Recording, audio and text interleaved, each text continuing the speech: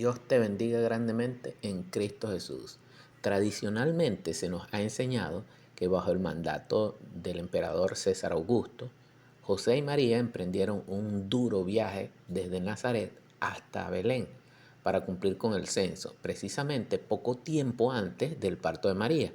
Al llegar a la ciudad de David, se encontraron con un pueblo desbordado por la multitud, lo que dio inicio a una angustiosa peregrinación puerta a puerta en busca de posada. La tradición resalta cómo enfrentaron la indiferencia y el rechazo reiterado de los posaderos, quienes cegados por el bullicio o la dureza de corazón repetían que no había lugar para ellos.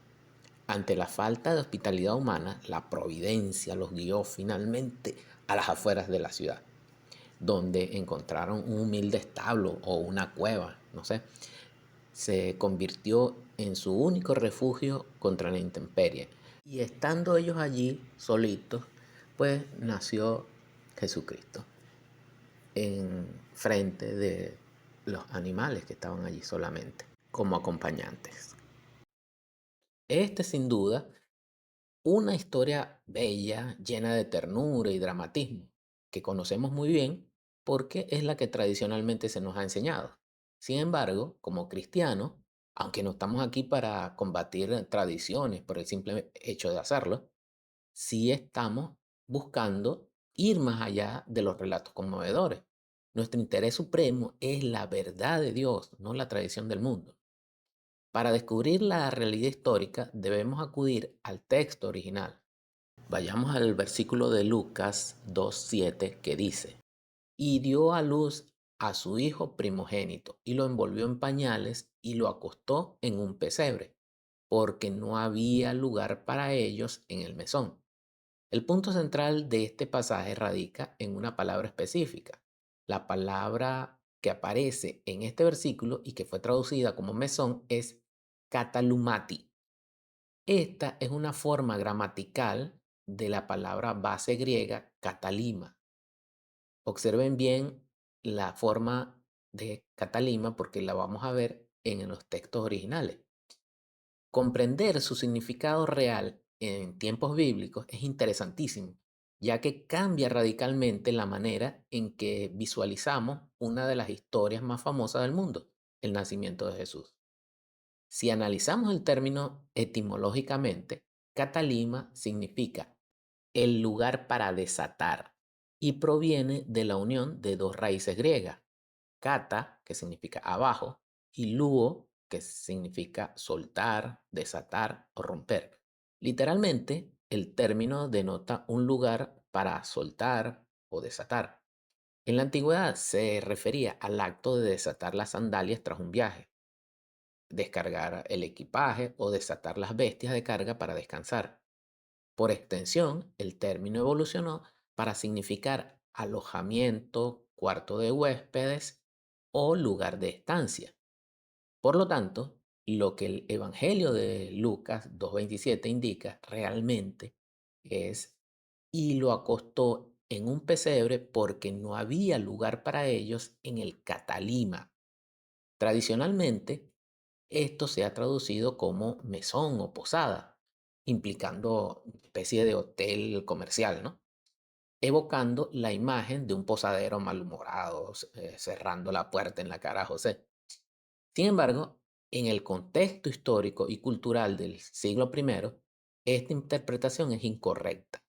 En primer lugar, porque cuando Lucas quiere referirse a una posada comercial, un lugar donde se paga para dormir, utiliza una palabra griega completamente diferente, pandosheion. Un ejemplo claro lo encontramos en la parábola del buen samaritano. En Lucas 10:35 dice, otro día al partir sacó 2 denarios y los dio al mesonero, que es la palabra griega pandosheion, y le dijo, cuídamele y todo lo que gaste de más, yo te lo pagaré cuando regrese. La distinción es clara si observamos el texto interlineal griego-español. Lucas sabe diferenciar entre un negocio de hospedaje y un cuarto de huéspedes, por supuesto. Y en segundo lugar, porque en la Judea del siglo primero, las casas familiares no se construían con el propósito de pasar gran parte del día dentro de ellas, como hacemos hoy, ¿no? Sino que la vida transcurría mayoritariamente afuera. Sin embargo, estas viviendas contaban con una habitación principal donde la familia vivía, cocinaba y dormía.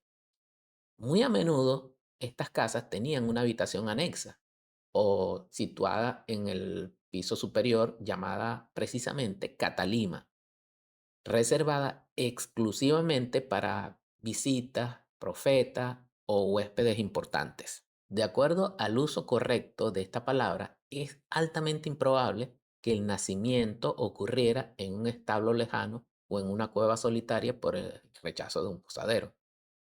Llegados a este punto, es razonable sospechar de que ocurrió un posible error en la interpretación o matiz en la traducción original de la versión Reina Valera.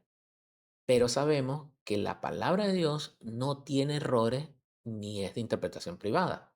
Por ende, para encontrar la exactitud del mensaje divino, es crucial observar cómo se ha usado esta palabra en otras partes de la misma Biblia y dejar que la escritura se interprete a sí misma. Además del pasaje famoso del nacimiento, la palabra catalima aparece en otros dos momentos claves del Nuevo Testamento.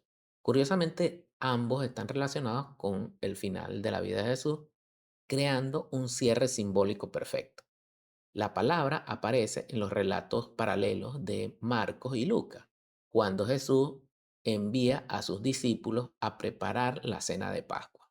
En Marcos 14:14 dice, y donde quiera que entrare, decid al señor de la casa, el maestro dice, ¿dónde está el aposento? La palabra catalima, donde he de comer la Pascua con mis discípulos. Y en Lucas 22:11 también señala, y decid al padre de la familia de esa casa, el maestro dice, ¿dónde está el aposento? Catalima, donde he de comer la Pascua con mis discípulos. En estos versículos que podemos verificar en el interlineal griego-español, la palabra catalima se refiere inequívocamente al aposento alto. Allí lo ven marcado en rojo. Incluso si miramos hacia el Antiguo Testamento, en la traducción griega de la Septuaginta, la versión que leían los primeros cristianos, se usa catalima para traducir el término hebreo que significa lugar de alojamiento, en Éxodo 4:24. Allí describe el paraje donde Moisés y su familia descansaron durante su viaje de regreso a Egipto. El uso de la palabra en el resto de la Biblia valida la corrección histórica. Un catalima es consistentemente un cuarto de huéspedes, un comedor o un lugar de estancia temporal dentro de una casa o campamento. Nunca se refiere a una posada comercial pública. En este contexto, el catalima es claramente un cuarto de huéspedes o un salón comedor en el piso superior de una casa privada, amoblado y listo para recibir visitantes. Definitivamente no es un hotel o una posada. Basándonos en la evidencia lingüística y cultural, la interpretación más fiel al texto griego y a la realidad arquitectónica de la época es la siguiente. Bajo el mandato del emperador César Augusto, José y María emprendieron un duro viaje desde Nazaret hacia Belén para cumplir con el censo, precisamente poco tiempo antes del parto de María. Al llegar a la ciudad de David, se encontraron con un pueblo desbordado por la multitud. José y María, siendo del linaje de David, acudieron a la casa de parientes en Belén. Pero debido al censo, la habitación de huéspedes, el catalima, de esa casa familiar ya estaba ocupada por otros familiares ancianos o de mayor rango que habían llegado antes. Por lo tanto, al no haber espacio en el cuarto superior de la visita, en el catalima, tuvieron que alojarse en la sala principal de la casa. en la planta baja. Así, cuando Jesús nació, fue acostado en un pesebre en el centro de la vida familiar, en el lugar más cálido y seguro de la casa.